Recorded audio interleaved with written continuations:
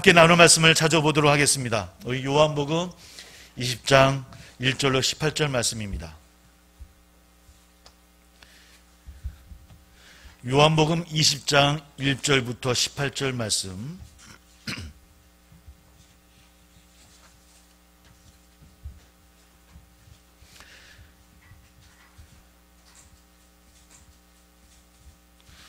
요한복음 20장 1절부터 18절 말씀 우리 같이 함께 봉독하도록 하겠습니다. 같이 시작. 안식 후 첫날 일찍이 아직 어두울 때에 막달라 마리아가 무덤에 와서 돌이 무덤에서 옮겨진 것을 보고 시몬 베드로와 예수께서 사랑하시던 그 다른 제자에게 달려가서 말하되 사람들이 주님을 무덤에서 가져다가 어디 두었는지 우리가 알지 못하겠다 하니 베드로와 그 다른 제자가 나가서 무덤으로 갈새 둘이 같이 다름질하더니 그 다른 제자가 베드로보다 더 빨리 달려가서 먼저 무덤에 이르러 구부려 세마포 놓인 것을 보았으나 들어가지는 아니하였더니 시몬 베드로는 따라와서 무덤에 들어가 보니 새 마포가 놓였고 또 머리를 쌌던 수건은 새 마포와 함께 놓이지 않고 딴 곳에 쌌던 대로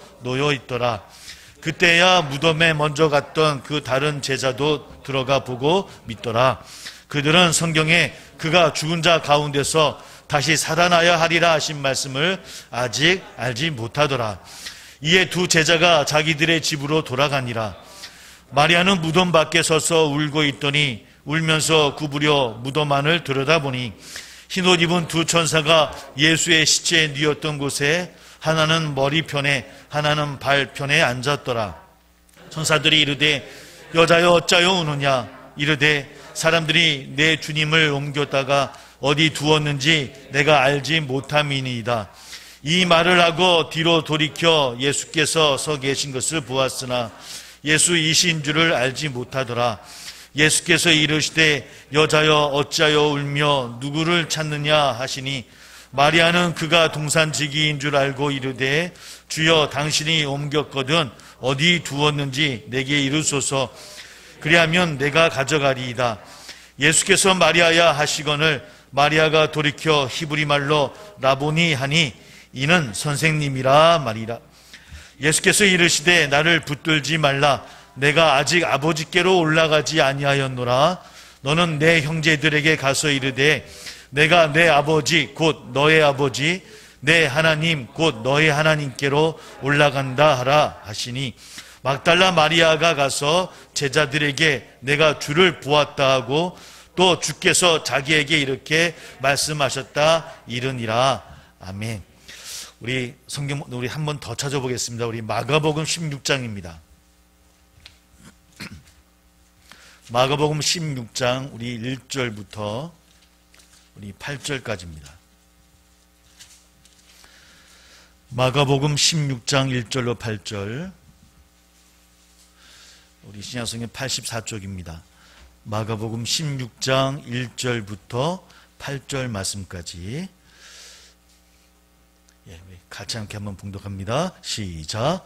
안식일이 지남에 막달라 마리아와 야고보의 어머니 마리아와 또 살로메가 가서 예수께 바르기 위하여 향품을 사다 두었다가 안식 후 첫날 매우 일찍이 해 돋을 때 그 무덤으로 가며 서로 말하되 누가 우리를 위하여 무덤 문에서 돌을 굴려주리오 하더니 눈을 들어본즉 벌써 돌이 굴려져 있는데 그 돌이 심히 크더라. 무덤에 들어가서 흰옷을 입은 한 청년이 우편에 앉은 것을 보고 놀라매 청년이 이르되 놀라지 말라. 너희가 십자가에 못 박히신 나사렛 예수를 찾는구나. 그가 살아나셨고 여기 계시지 아니하니라. 보라 그를 두었던 곳이니라. 가서 그의 제자들과 베드로에게 이르기를 예수께서 너희보다 먼저 갈릴리로 가시나니 전에 너희에게 말씀하신 대로 너희가 거기서 배우리라 하라 하는지라. 여자들이 몹시 놀라 떨며 나와 무덤에서 도망하고 무서워하여 아무에게 아무 말도 하지 못하더라. 아멘. 우리 잠깐 기도하겠습니다. 귀하신 주님 감사 영광을 돌립니다. 저희를 위해 이 땅에 오셨다가 우리와 함께 하시며 또 우리를 대속하기 위해서 십자가에서 우리를 대신해 죽으셨던 주님, 그러나 부활의 주님으로 오늘 우리 앞에 섰음을 고백합니다. 부활의 증인으로 나가는 저희들 되게 도와주시옵시고 부활의 삶이 우리 가운데 열매 맺어지는 놀라운 일들을 경험하는 우리 세상의 성도들 다 될 수 있도록 함께하여 주옵소서. 우리 가정도 우리의 삶도 우리 교회도 이 나라 이 민족 이 지구의 모든 인류들이 이날 부활의 소망을 갖기를 소망합니다. 어려운 팬데믹 시대에 하루하루 갈아가는 그의 삶이 어두운 터널 같은 삶이긴 하지만 그러나 이긴 나로 말씀하신 주의 말씀을 붙들고 나가는 우리들의 발걸음을 통하여서 모든 이들에게 부활의 증인된 삶으로 나아가는 우리들 될 수 있도록 인도하여 주옵소서. 오늘 그런 마음으로 함께 기뻐하며 나누는 귀한 날 되기를 소망합니다. 그렇게 주의 부활을 나누며 전하는 저희들 되기를 소망합니다. 아버지, 그런 나눔을 통해서 아버지의 놀란 하나님 나라가 또 확장되어지는 놀란 일들이 우리 가운데 일어날 수 있도록 함께하여 주옵소서. 우리 함께 귀한 예배들을 주님이여 함께 인도하여 주옵시고 이곳에서 예배 드리는 우리들이나 또 각 처소에 드리는 귀한 장소 어디에나 하나님 함께하여 주셔서 놀라운 부활의 기쁨이 넘쳐나는 오늘 하루 될 수 있도록 주님이여 허락하여 주옵소서. 귀한 손길로 드려진 예물들이 있습니다. 눈물로 기도하는 성도들의 기도함이 있고 헌신과 수고함이 있습니다. 아버지 하나님이여 기이 받아 주옵시고 놀라운 주의 열매로 맺어질 수 있도록 주님께서 확장시켜 주옵소서. 주신 말씀 은혜 허락하여 주옵시고 우리 주님만이 영광 받아 주옵소서. 예수님의 이름으로 기도하옵나이다. 아멘. 우리 서로 한번 인사 나누겠습니다. 우리 주님의 부활의 증인이 되세요 라고 서로 한번 인사 나눕니다. 주님의 부활의 증인이 되세요. 우리 또 각 처소에서 예배 드린 분들도 주님의 부활의 증인이 되시길 바랍니다. 우리 삶 가운데 우리 부활의 소망이 넘치는 우리 귀한 세상의 가정들 다 되시기를 주의 이름으로 소망합니다. 그래도 20% 내긴 하지만 이렇게 예배 드릴 수 있어서 얼마나 기쁜지요. 4월부터는 아마 이제 확진자 문자가 이제 송출이 안 된다고 합니다. 그래서 아마 몇 명이 되는지 잘 모릅니다. 우리 SNS나 시청 홈페이지에서 지역 언론에서만 알 수 있습니다. 아마 시청 홈페이지나 지역 언론은 아마 하루가 지나야 나올 것 같고요. 저는 SNS를 해서 송출이 되어지더라고요. 아마 수요일부터 확진자 한 명도 문자가 안 와서 야 없나 보다 생각하지만 사실은 금요일 날도 6명 있었고 어제도 1명이 있었죠. 오늘은 아직 없었습니다. 아마 조금 그래서 우리도 경각심이 또 흐트러지지 않을까 하는 걱정되긴 하지만은 또 그렇게 조심하면서 이 위기를 잘 이겨내기를 소망합니다. 오늘 부활의 아침입니다. 예수님이 부활하셨습니다. 우리 또한 장차 부활할 것을 믿고 확신하는 우리 성도들이 다 되시기를 주의 이름으로 소망합니다. 사랑하는 성도 여러분, 진실로 예수님의 부활과 우리 자신의 부활을 믿으십니까? 물론 아멘입니다. 아멘으로 확신되어지기를 소망합니다. 하지만 주님의 부활을 보지도 못하고 아직 경험하지 못한 부활을 사실은 설교하는 목사 입장에서 참 어려운 문제이기도 합니다. 어떤 우리 귀한 선배님이 그런 말씀을 하시더라고요. 내가 이제 부활절날 설교할 날이 며칠 안 남았어, 몇 년 안 남았어 라는 그분의 이야기도 들었던 기억이 납니다. 부활을 믿기도 전하기도 힘든 것이 사실이기도 합니다. 반드시 믿고 전해야 하는 복음의 핵심 중에 하나인 것도 우리는 너무나 잘 알고 있습니다. 우리 그런 부활의 확신이 우리 가운데서 믿어지고 또 고백되어질 수 있는 우리 모두 다 되기를 주의 이름으로 축복합니다. 3년 동안 예수님을 따라다니던 제자들은 주님이 잡히시던 날 밤에 그들은 도망을 갑니다. 한때 호기심을 갖고 예수께 환호했던 군중들도 십자가에서 죽어가는 예수님을 조롱했던 것을 우리는 잘 알고 있습니다. 그때 골고다 언덕까지 따라왔던 모친 마리아를 비롯한 몇몇 여자들은 속수무책으로 눈물만 흘렸던 것을 우리는 기록을 통해서 알 수가 있습니다. 예수님은 십자가에 달리신 뒤 6시간 만에 숨이 끊어지셨습니다. 그러자 아리마대 요셉이 예수의 시신을 가져다가 새 무덤 속에 장사를 하지요. 예수를 고소한 유대인 당국자들은 혹시라도 예수의 시신을 훔치는 자들이 있을까 해서 무장한 군인들로 그 무덤을 지키게 합니다. 아마 빌라도 총독에게 요청했고, 그래서 로마 군인들이 예수의 무덤을 지켰다고 기록은 우리에게 전해주고 있습니다. 예수님이 십자가에서 죽게 되자 당시 사람들은 그것으로 모든 것이 끝난 줄 알았습니다. 누가? 예수님을 따르던 제자들이나 예수님을 따랐던 무리들이었습니다. 그런데 사흘째 되던 새벽 안식 후 첫날입니다. 예수님은 그가 평소에 말하던 대로 다시 살아나셨습니다. 그런데 사람들은 믿을 수가 없었지요. 그래서 어떤 이들은 예수가 기절했다가 깼다고 말씀하는 분들도 있다고 합니다. 어떤 분들은 예수님의 시신을 도난당했다라고 주장하는 분들도 있습니다. 심지어 예수를 그리스도로 고백하는 사람 중에도 예수님의 영의 부활과 우리의 영혼 부활만을 믿는 사람들이 분명 있는 것도 사실입니다. 그만큼 예수님의 부활은 믿기도 어렵고 받아들이기도 어렵고 설명하기도 어려운 사건입니다.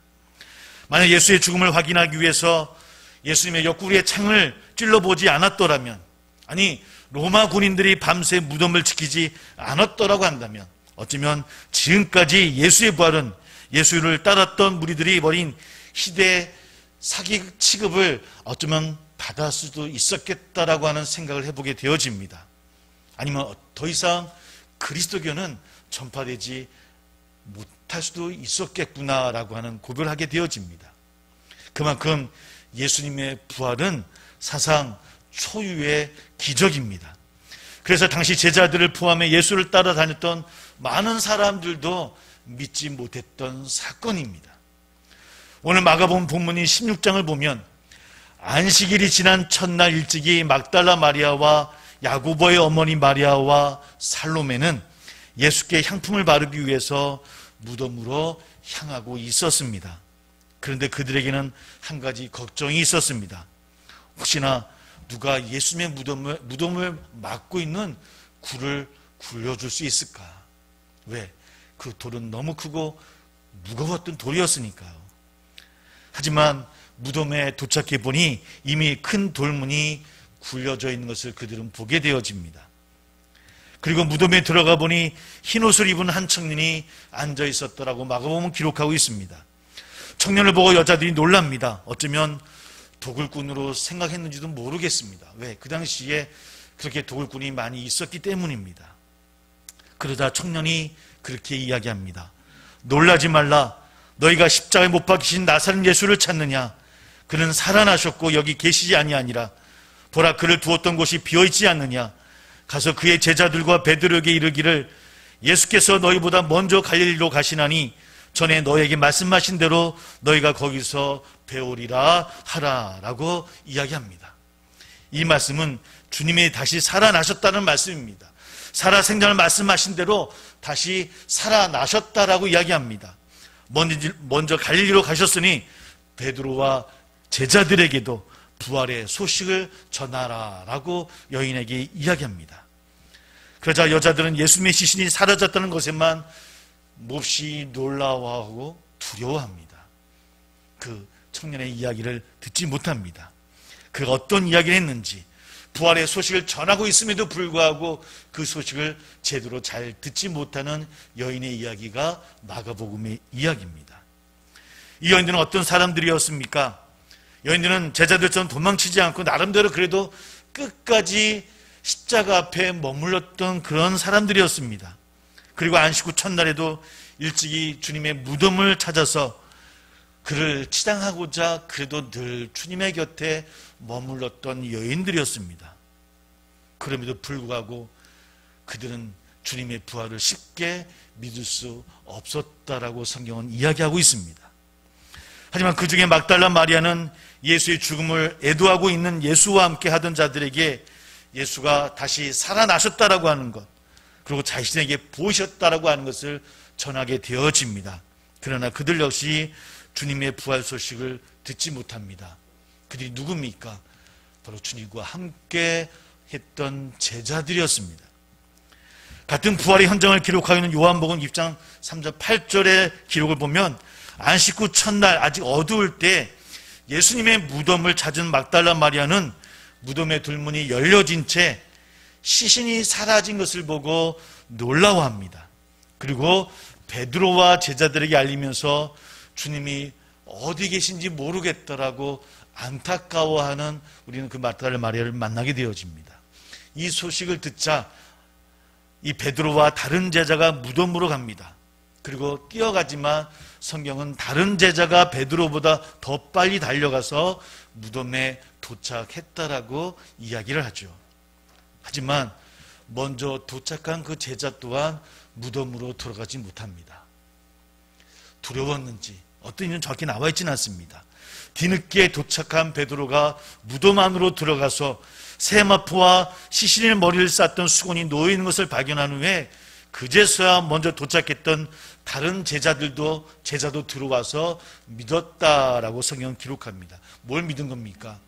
막달라 마리아가 예수님의 시신이 사라졌다라고 전한 그 소식을 그제서야 믿었다라는 겁니다. 아직 예수님이 부활을 믿었다는 말씀이 아니라는 겁니다. 이어지는 요한복음 29절을 보면 그들은 성경에 그가 죽은 자 가운데서 다시 살아나야 하리라 하신 말씀을 아직 알지 못하더라라고 증언하고 있습니다. 아직 제자들이 무덤에 들어가 보고 믿은 것은 주님의 부활이 아니라 주님의 시신이 사라졌다라는 것만 믿고 있더라는 겁니다. 사실 부활은 기적이라는 말로도 설명되지 않는 너무 놀라운 일입니다. 쉽게 믿을 수 있는 일이 아닙니다. 그래서 막달라 마리아도 베드로와 다른 제자도 그저 예수님의 시신이 그저 도난당한 걸로만 그것으로 놀라워하고 두려워했을 뿐이지 주님의 부활은 꿈에도 생각하지 못한 모습을 오늘 우리에게 전하고 있더라는 겁니다. 그리고 그들은 있던 곳으로 돌아갔다라고 성은 기록합니다. 그것이 어디입니까? 제자들이 돌아간 자리가 어디였습니까?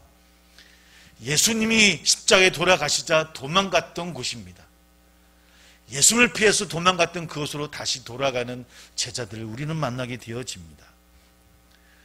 요한복음의 기록은 여기에서 멈추지 않습니다. 무덤 밖에서 울고 있던 막달라 마리아에게 부활하신 예수님의 모습을 나타내 보이시는 모습이 우리에게 기록되어져 있습니다. 하지만 마리아는 부활하신 예수님을 알아보지 못하고 그저 그 예수님을 동산지기로 생각하고는 예수의 시신이 어디 있는지 좀 알려달라고 그의 안타까움 우리는 알아볼 수 있습니다. 대체 누가 예수님의 시신을 가져간 것 같은데 어디 있는지 알고 있냐라고 묻는 막달라 마리아 우리는 만나게 되어집니다.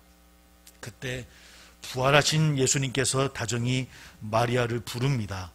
그래서 마리아가 돌이켜 서서 예수님을 부르죠. 돌이켜 섰다는 무슨 이야기입니까? 정확히 그 소리를 듣고 완전 180도로 돌아서 얼굴을 보고 확인했다는 그런 의미입니다. 그리고 오늘 말씀에 랍오니 선생님 하고 부르는 막달라 마리아를 만납니다. 완전히 돌아서서 그저 어설프게 바라보고 대답하는 것이 아니라 완전히 음성을 듣고 돌아서서 그분이 누구인가를 확신하고 확인한 후에 라보니, 랍비여, 선생님이라고 부르는 마리아를 막달라 마리아를 만나게 되어집니다. 부활하신 예수님을 동산지기로 잘못 알아보았던 것을 이제 선생님으로 바로 알게 되었음을 우리는 말씀을 통해 짐작할 수가 있습니다. 그렇게 부활하신 예수님을 만난 막달라 마리아는 제자들에게 다시 달려갑니다. 부활하신 주님을 보았다라고. 처음에는 어떻게 전했습니까? 예수님의 시신이 사라졌다라고, 큰일 날았다라고 전했던 이 막달라 마리아, 이번에는 제자들에게 가서 내가 예수님의 부활을 보았다라고, 예수님이 부활하셨다라고 그는 전하고 있더라는 겁니다. 주님께서 자기에게 이런 말씀을 증언하고 있습니다. 사랑하는 성도 여러분, 2000년 그때나 지금이나 부활은 참 믿기 힘든 사실입니다. 말로는 믿는다고 하지만 실제로는 믿기는 힘든 그런 사실이고 또 일어난 사건이기도 합니다. 그래서 때로는 주님의 부활을 설교를 할 때 성도들이 듣고 믿을 수 있도록 부활을 설명하고 과학적인 증거도 대보고 뭐 철학적인 어떤 논지도 한번 해보고 설명도 해보려고 저 또한 애를 많이 써 보았습니다. 그러나 사랑하는 성도 여러분, 부활은 설명하고 해석하고 증명해야 되는 것이 아니라 선포되어야 하는 사실, 진실이라는 것을 저 또한 믿으며 깨달을 수 있는 저나 우리 모두 다 되기를 주의 이름으로 축복합니다. 고린도전서 15장 1절에서 11절에서 바울은 예수님의 부활을 설명하고 해석하고 증명하라 하지 않았던 것을 우리에게 이야기해 주고 있습니다. 그는 사실 그대로를 이렇게 증언합니다. 3절에서 8절의 말씀입니다.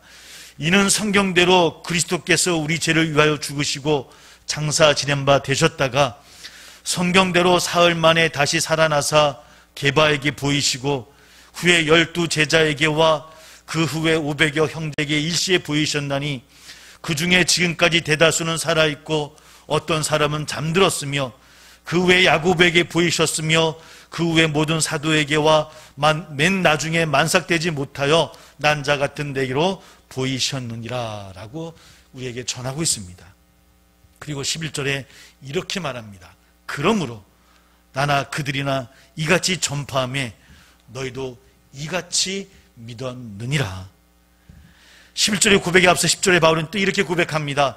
그러나 내가 나된 것은 하나님의 은혜로 된 것이니 내게 주신 그의 은혜가 헛되지 아니하여 내가 모든 사도보다 더 많이 수고하였으나 내가 한 것이 아니요 오직 나와 함께 하신 하나님의 은혜로다. 전체적인 맥락에서 생각해 볼 때 이 말은 바울이 다른 사도들보다 더 많이 수고로의 부활을 증거한 것은 사실이지만 내가 수고로의 설명을 잘하고 이해시켜서 된 것이 아니라 오직 나와 함께 하신, 나를 인도하신 하나님의 은혜로 사람들이 믿게 되어졌다라고 고백하고 있더라는 겁니다. 사랑하는 성도 여러분, 우리 모두 부활의 증인이 되어지기를 주의 이름으로 소망합니다. 저 또한도 많은 것을 설명하려고 노력했습니다. 어떻게 그런 사건이 일어나지 않았으면 어떻게 그런 초대 교인들의 그런 신앙이 나올 수 있겠습니까? 뭐 기록적도 나왔습니다. 보고 여러 가지 이야기를 합니다. 그러나 그 하나하나 설명이 무엇이 필요할까라는 생각이 들어요. 우리가 세종대왕을 어떻게 알고 이순신 장군을 어떻게 알겠습니까? 기록이 있어서 알고 있는 거 아닙니까? 기록이 있으니까. 그러나 기록이 있다라고 이렇게 정말 믿어지는 증거가 될 수 있을까요?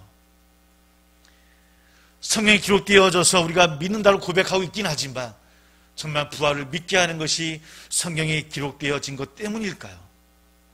예수님이 살아계시다는 거 믿어지는 것이 정말 예수님 성경에 기록되어져 있어서 예수님은 살아있습니다라고 기록하는 우리의 고백이 되어질까요?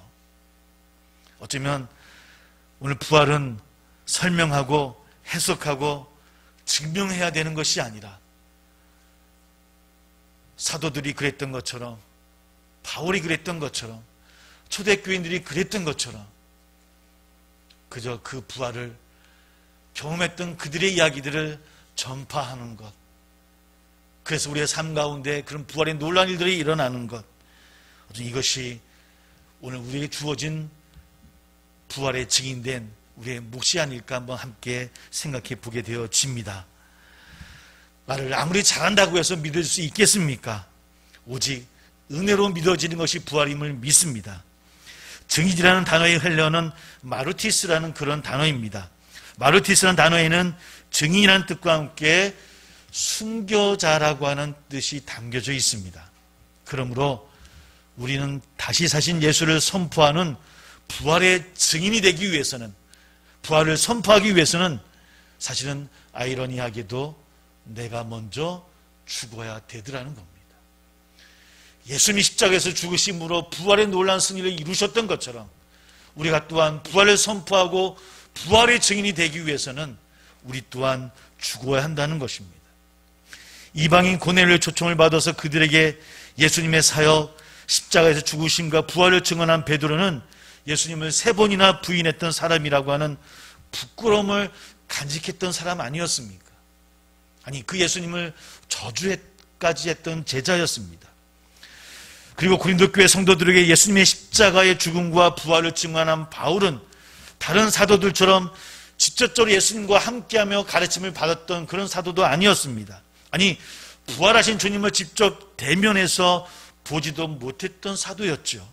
심지어 하나님의 교회를 박해하던 사람이라고 하는 콤플렉스가 있었던 그런 사람이었습니다. 그래서 그는 자신을 소개할 때마다 나는 사도 중에 가장 작은 자라고, 사도라 칭함받기를 감당하지 못할 자라고 늘 겸손하게 나아갔던 사람이 바울이었습니다. 그러나 베드로나 바울이나 그의 부끄러움이나 콤플렉스를 다 극복하고 복음의 증인이 되었음을 우리는 잘 알고 있습니다.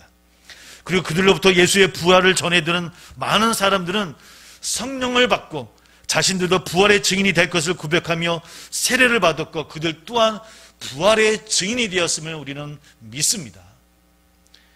사랑하는 성도 여러분, 그렇습니다. 예수님처럼 십자가에 바르게 달릴 자격이 없으니 어쩌면 거꾸로 십자가에 매달아 달라고 요청했을 만큼 자신에 대해서 죽고 거듭났던 베드로를 기억합니다. 사울이었을 때 가지고 있었던 자신의 모든 신분과 소유를 배송물처럼 버린 거듭난 바울이 전하는 부활의 복음이었기에 어쩌면 그 모든 일들이 가능했더라는 겁니다. 사랑하는 세상의 성도 여러분, 믿기도 힘들고 전하기도 힘든 부활의 증인이 되기 위해서는 그러나 사실은 자기를 부인하고 자기 십자가를 지는 죽음의 경험이 있어야 된다고 하는 겁니다. 우리 자리가 바로 그런 자리가 되어지기를 주의 이름으로 소망합니다. 그래야만 사람들로부터 증인으로서의 자격을 인정받을 수 있고 증언의 효력이 생기고 능력이 나타나게 되는 것입니다. 우리가 죽어야만 교회가 다시 회복되어질 수 있음을 소망합니다. 우리가 죽어야만, 교회가 죽어야만 세상 가운데 다시 빛된 모습으로 부활의 귀한 선포자로 증언자로 설 수 있음을 깨달아서 우리나 이 땅의 많은 교회들이 다시 부활의 증인으로 서갈 수 있는 우리 모두 되기를 소망하고 기도할 수 있는 우리 성도들이 다 되시기를 주의 이름으로 축복합니다. 함께 기도하겠습니다. 함께 기도합니다. 우리도 부활을 설명하고 해석하기 힘든 일들입니다. 그러나 부활은 설명하고 해석하는 것이 아니라 믿고 선포하고 증인으로 서야 됨을, 그 모든 것이 하나님의 은혜로 되어짐을 깨닫는 이 시간 되어지기를 소망합니다. 그렇게 교회가 늘 살아 지금까지 서와 있고 우리도 그렇게 나가야 됨을 믿습니다. 우리가 그런 증인된 자로 설 수 있도록 나의 삶이 그런 증인된 삶으로 나가기를 소망한다라고 기도하는 이 시간이 되기를 우리가 소망합니다. 우리 함께 그 제목으로 기도합니다.